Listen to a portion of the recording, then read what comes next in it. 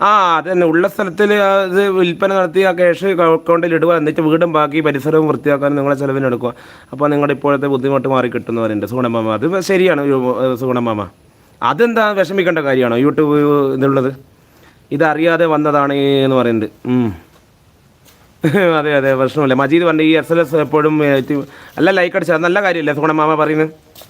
അപ്പോൾ ചിലവിന് എടുക്കുന്ന യൂട്യൂബിൽ നിന്ന് വരുമാനം കിട്ടി നമുക്ക് ചിലവിന് എടുക്കാൻ പറ്റൂല്ലേ, അന്നേരം നമുക്ക് എടുക്കാം. അപ്പോൾ നമ്മുടെ ഇപ്പോഴത്തെ ബുദ്ധിമുട്ടെല്ലാം മാറിക്കിട്ടും സുഗുണമാമ പറഞ്ഞിട്ടുണ്ട്.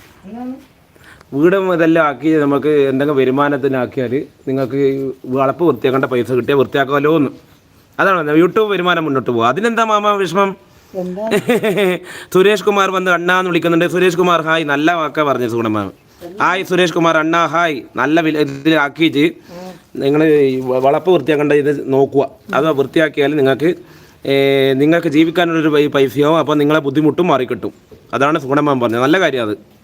അതിനെന്താ സുഗുണമാമ എനിക്ക് അരിമോൻ എന്തിനെ വിഷമിക്കുന്നു? നല്ല കാര്യമല്ലേ പറഞ്ഞിന്. മജീദ് ഞാൻ എന്താണ് നെഗറ്റീവ് പറഞ്ഞ സുഗുണമാമൻ ചോദിക്കുന്നത്. നല്ല നെഗറ്റീവ് അല്ലല്ലോ, ഇത് നല്ല കാര്യങ്ങളല്ലേ. സുരേഷ് കുമാർ അണ്ണാന്ന് വിളിക്കുന്നത്